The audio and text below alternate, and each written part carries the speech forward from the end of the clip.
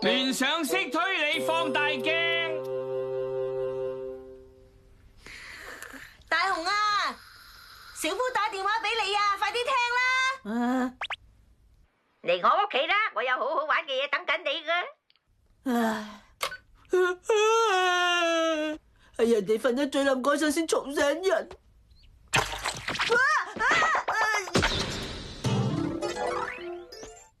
呀，真係好黑啊！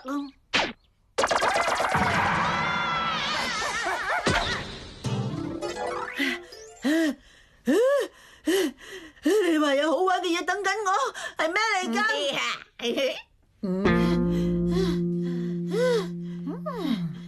原來係咁啊！你喺度講乜嘢呀？好啦，入嚟先啦。好啦，等我估下大雄頭先嚟呢度嗰陣發生過咩事先，我一眼就睇得出啦。吓？邊有可能一眼就睇得出啊？好肯定喺我打電話俾你嗰陣，你仲喺屋企瞓緊晏覺。點解你會知道㗎？仲有添啊！喺你嚟呢度嗰陣，喺醫院門口一個唔小心叉咗落個氹度，之後就俾隻篤追咗好耐。你全部見到晒？吓，真係講中晒。點解你連呢啲都估中嘅？嗱，其實細心留意下啲線索就會知。首先你哋睇下大雄個嘴角先啦，好明顯見到有口水跡。唔止咁啊，再睇大雄對鞋有一隻黐住咗啲泥，唔計空地，頭先地面有泥嘅地方就淨係得翻醫院門口嗰個地盤。啊哈，咁俾狗追啦！見你嚟到嗰陣上氣唔接下氣，大雄咁自由都會跑，淨係得翻學就嚟遲到嗰陣，或者俾隻篤追緊嗰陣嘅啫。小夫真係個天才啊！你個推理頭腦會咁犀利嘅？冇嘢嘅，我只不過係咁啱睇咗呢本推理入門啫，只可以證明我係有推理天分。小夫想做偵探？當然啦，我好相信自己係可以靠呢一種推理才能造福人類嘅，所以我開咗一間偵探社，你哋遇到咩難題嘅就歡迎嚟揾我。佢咁講想點喎？玩埋晒啲咁嘅偵探遊戲，其實我都好想做偵探噶。你有冇啲咩法寶啱我用噶？有冇咩法寶啱你用啊？總之咩法寶都好啦，只要可以用嚟幫我做到個偵探就得噶。如果係咁嘅話，就呢樣啦。聯想式推理放大鏡。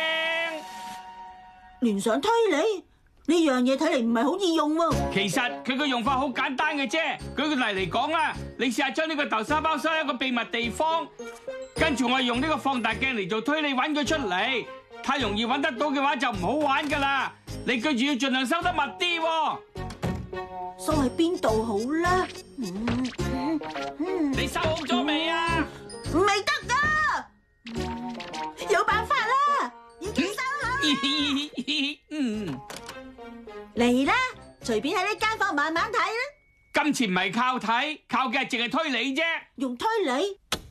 到底頭先件豆沙包收埋咗喺邊度咧？豆沙包圓形嘅，圓形嘅話就會聯想起月亮，而月亮就會聯想到嚟雞蛋。推理可以好似而家咁亂咁聯想咁咩？你咪嘈住先睇我點做啦！零雞蛋就聯想起大雄。嗰件豆沙包而家喺大雄個肚入面，估中咗啦，真係好犀利呀！係啊，你食咗我件豆沙包。不過只要有咗呢件法寶，我都可以做偵探啦。你做偵探做到夠啦！哎呀，激氣啊！呢個大雄成日都做埋晒啲咁嘅嘢嘅。搞掂啦！大件事啦，弊啦！歡迎光臨啊！靜香，你想去邊度喎？我要去小夫間偵探社啊！我都係偵探嚟噶喎，我係放大鏡神探啊！唔好意思啊，你好似唔係好信得過。你試過先至再講咯，好唔好？好啊，大雄你夠膽搶走我啲客？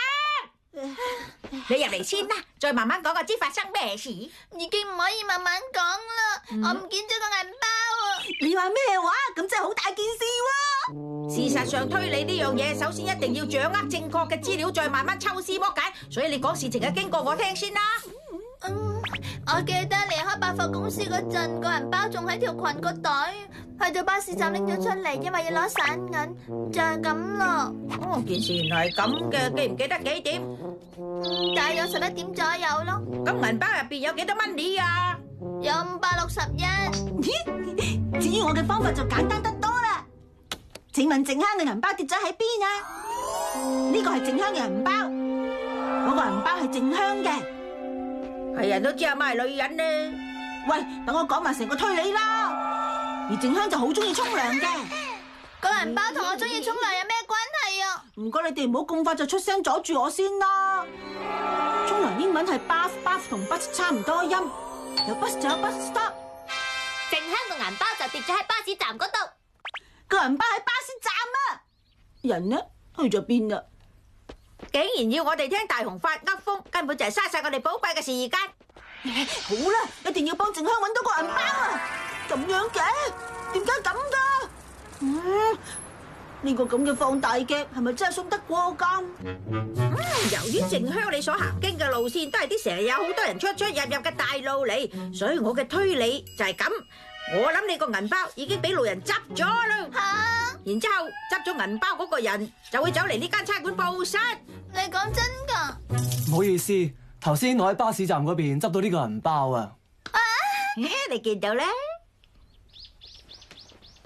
小夫憑推理就估中咗靜香個銀包俾人送咗去差館度啦。佢直頭好似福爾摩斯咁叻啦。如果我可以用呢個放大鏡破到一單半單案嘅話，肯定個個話我係神探。喂，有冇解唔開嘅謎啊？胖虎佢出咗街未翻嚟，叫咗佢幫手看鋪，但係佢竟然唰一聲就走咗出去。係咁，你知唔知佢而家匿埋咗喺邊度啊？係咁，究竟胖虎而家喺邊度咧？胖虎就即係隻猩猩。你竟然話我係猩猩咁大膽！衰仔啊！呢隻弊啦！大雄，我一定會揾你算賬嘅。點解會發生咁多阻滯嘅？唯有翻去揾哆啦 A 夢幫手啦。不過翻去嘅話就會俾佢鬧噶。無論如何都唔會原諒你啊！我專登同你買咗2個好好味嘅豆沙包向你賠罪。咁就算你啦。對唔住啊，頭先係我自把自為。不過我好唔忿氣啊，個個都話小福嘅推理好準啊。吓，真係咁準？等我睇下情況先。你就係嗰個好著名嘅少年偵探骨川小夫啊？我就係啦，係咪發生咗咩問題咧？就係咁。哦，入嚟慢慢話我知啊。佢真係當正自己係偵探咁喎。咪就係啦。哦，你個金幣俾人偷咗啊？係幾時發現唔見咗噶？或者唔應該用個偷字嘅，因為嗰個金幣好似係一陣煙咁消失咗。成件事發生喺尋晚，瞓下一覺，忽然間聽到好似有人打交嘅聲，當堂嘈醒咗我。睡房隔籬嗰間房就我嘅書房，任何人入去我間書房嘅話，就一定要通過唯一嘅門口。我嗰陣開門，完全見唔到有異樣，於是我就上床再瞓過啦。到第二朝一睇，發覺擺喺台邊嘅金幣忽然間唔見咗。睇嚟好似係件好有趣嘅案件嚟喎。好羨慕啊，小夫有得出風頭咯。照情況睇，當你開門睇下書房狀況嗰陣，犯人就已經匿喺書房嘅某一個地方，而你嗰陣聽到打交聲，即係話賊人唔止得一個。佢講嘅呢幾點，我都係咁諗啊。不過仲有一個問題諗唔明喎，當時間房入邊所有窗都明顯鎖好晒嘅，之後成間屋嘅周圍我都睇過晒啦，但係搵唔到有賊人爬進入屋嘅痕跡。咁即係話呢一間房嗰陣時係一間密室嚟。我諗極都唔明啊！如果個賊唔係爬窗入去，點入到書房咧？唔通個賊係怪物嚟嘅？雖然我已經通知咗警方啊，但係警方都冇符喎。偵探先生，你認為件事係點樣嘅咧啊？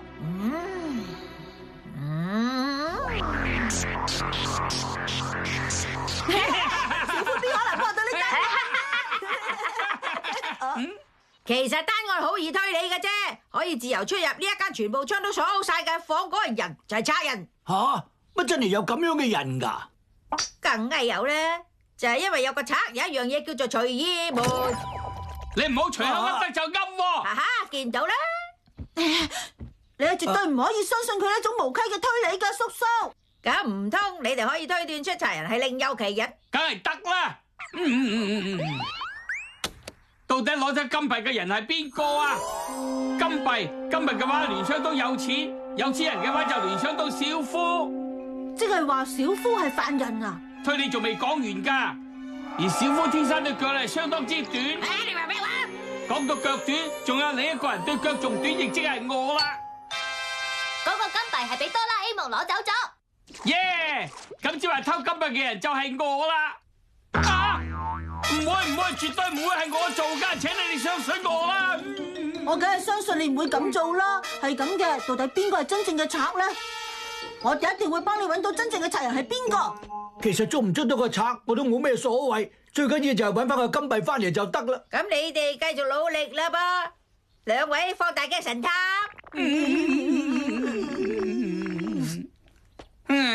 點先揾到個金幣咧？件法寶都係靠唔住。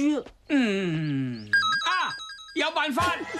生物釣魚池，我哋要釣翻大叔尋晚唔見咗嗰個金幣啊！任何唔知道去咗邊度嘅嘢都可以用呢件法寶釣佢出嚟噶，用佢嘅話一定可以揾得到嘅。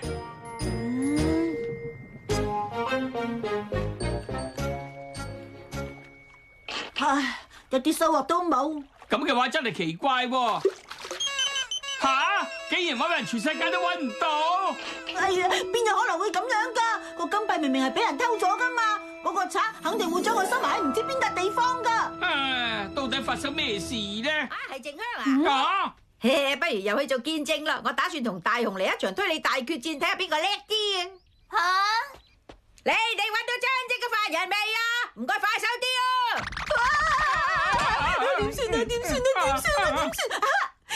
有辦法啦！一於坐時光機，直接翻去金幣消失之前嘅時間，然後再監視住個金幣，睇下究竟係邊個偷走咗。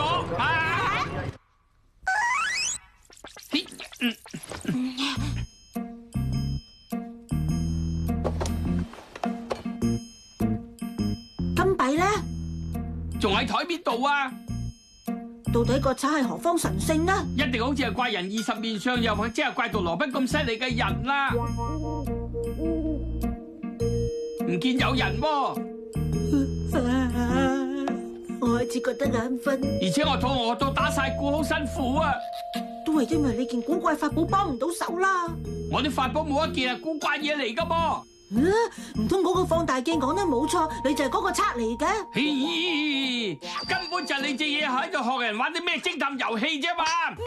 你咁樣賴人哋都有嘅。我冇啊！你究竟喺度講乜嘢啊你啊？明明因為你搞錯咗啊！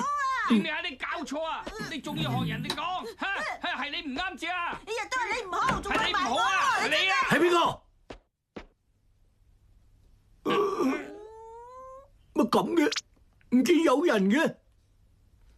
唔通頭先我係發夢？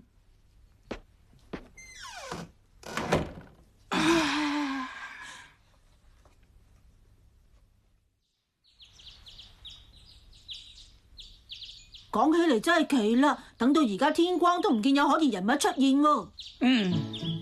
事到如今，我哋唯有攞個金幣翻去物歸原主啦。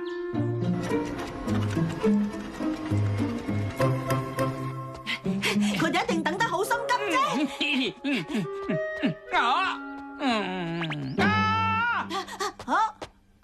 我哋好似做咗件好蠢嘅事啊！其實因為我哋攞走咗個金幣，所以令到個金幣唔見咗咋。今日釣魚池之所以冇辦法釣到個金幣出嚟，係因為個金幣靠時光機將佢帶走咗嘅緣故啊！咁都唔記得做俾人偷咗啊！